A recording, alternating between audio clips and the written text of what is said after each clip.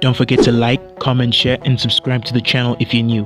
Now let's get into it. Yeah, both Mordecai and Bear are not heavy hitters in the love department. Like, guys, just look at this. It's that really old lady, I don't know. Why are you talking?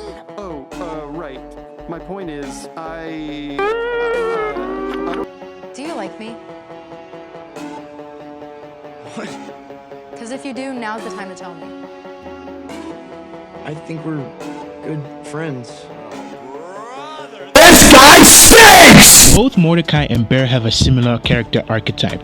The anxious, socially awkward guy who is hopeless, head over heels for a female friend and struggles to communicate how he feels.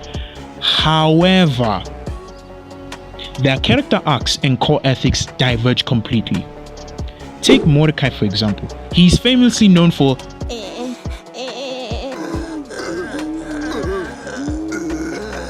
"So you pulled a Mordecai." When it comes to romance, he stumbles over his words, overthinks everything, and makes painfully cringy mistakes. In the episode for Stake Me Amadeus, Mordecai asks Margaret if she could be his girlfriend, but Margaret rejects him because she got into college. Or the episode where Muscleman got married. Mordecai pulls a Mordecai, CJ dumps him, and he undergoes that same stage as he did with Margaret.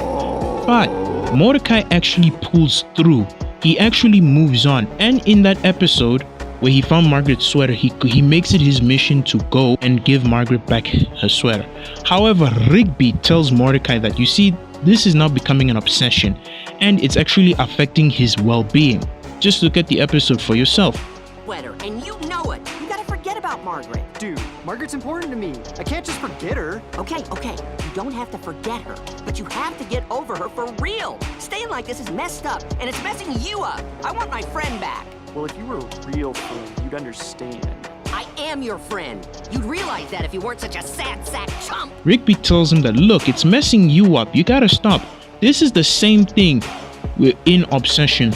When Ian tells Bear in the car, this is kind of similar. Ian tells him that, look, I believe that you're taking advantage of her and this is not good. Sarah even confronts Bear and tells him that, look, your relationship just came out of nowhere. Like, what's going on? What's going on? But then Bear is in denial and he continues to take advantage of this. Two similar characters, but they're completely different. In the episode where Mordecai actually finds Margaret's sweater, he wants to give it back, but then he realizes his obsession is actually affecting his well-being. And he listens to Rigby and moves on. However, Bear doesn't listen to Ian, and look what it cost him. If you watch the movie, you know what happened to him in the end. And the thing is about Bear. Bear depicts a dark, nice guy archetype. Faced with his own romantic failure and insecurity, he breaks the one wish willow to force Nikki to fall in love with him. Mordecai doesn't do that. Mordecai doesn't go to those dark areas to go look for a magic lamp, summon a genie, and I mean, if he did summon a genie, the genie would have told him like what the genie told Aladdin, that, hey, I cannot make somebody fall in love with you, because it just wouldn't work. I mean, look what happened. Mordecai is manly enough to get dumped, face humiliation, or rejection. But Bear, Get out of here! Bear, no. I mean, guys, Nikki looked at him straight in the eyes and said, do you like me? Because if you do, now's the time to tell me. And in the movie, Nikki doesn't look like a narcissistic character or a boss babe. No, she's a simple girl. And like my guy, Bear fumbled the ball so hard. Two car scenes again. Mordecai and Margaret are in the car scene. When Margaret and Mordecai look at each other, Margaret goes for a kiss. Mordecai doesn't go like, I think we're good friends. No, he kisses her. But then Margaret does tell him, hey Baba, you have bad breath. And yeah, he does get socially awkward and he feels like he's screwed up. Look, it's normal. And then he does find a time machine to go back. But then at the end of the day, Mordecai learned from his mistakes and he's better prepared next time. Bear and Nikki, same scene, different situation, but same scene. Nikki is vulnerable towards Bear. Nikki tells Bear that, you know, Bear, you're not like a brick wall. I feel like I can talk to you about this kind of stuff. And then she offers him the answer on a platter. Bear, do you like me? Because if you do, now's the time to tell me. Bear's like,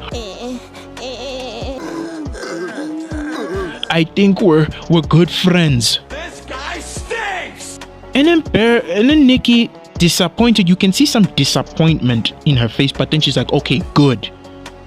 But then this Malala pipe decided to break the one wish willow. I mean, look what happened.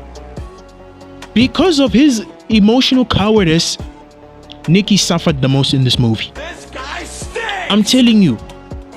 Like, when Mordecai realized that he caused harm on CJ, he tried to fix it.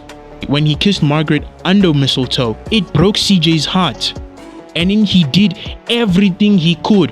Even though he kept failing and failing and failing, he did everything he could to fix his relationship with CJ. Even to the point of getting beaten and sent to the hospital. But for him, it was worth it. But look at Bear, this guy. Look at this. Look at this kish kifo. Look at this useless guy. You mean to tell me you're scared of rejection? Look, rejection is not a nice feeling. But my guy, you learn to move on. And the worst part is that Sarah actually liked this guy. Sarah genuinely had feelings for him and you still fumbled. What an idiot! Oh, what a loser! You guys can hear from the tone of my voice, I'm so angry at Bear now. Like, my guy, if Mordecai and Rigby saw Bear, they'll be like, wow, what a loser. Like, what a loser. Now, to close this video off, you see with Mordecai, despite his awkwardness, Mordecai actually has the courage to be vulnerable and admits his feelings to Margaret, confesses to CJ, and faces the risk of rejection head on. Mordecai is not afraid. And you see with Mordecai, isn't it? We all know Mordecai is Guababa. Up until he was friend zoned. And then the asteroid told him, listen, Mordecai, you waited too long. He was put in a position where he had to either tell Margaret or stay in the friend zone forever. I have a feeling if Bear was in the friend zone, he would have stayed in the friend zone forever. Now for Bear, he's an emotional coward. Rather than being open or risking rejection, he uses magical coercion to get what he wants without having to earn it to be truly seen. Guys, look what happened to Nikki. Poor Nikki. I will do a video about it in the later on. But guys, look what happened. Like, I'm begging you, if you haven't watched Obsession, go watch it now and come back and watch this video and you'll understand my frustration with Bear. Look what happened. So, yeah, Mordecai was the better version of Bear. If Bear was like Mordecai, we would have gotten another movie. Maybe the movie wasn't even going to be called Obsession. Maybe it was going to be called Love or The Gateway to the Good Life. I'm just yapping. If you love this video, then you love my other video where I explained what if Bear never broke the one wish willow. Click the video on the screen if you want to see that video. Anyway, that'll be all for today, guys. And always remember, Johnny K Studios, we're listening.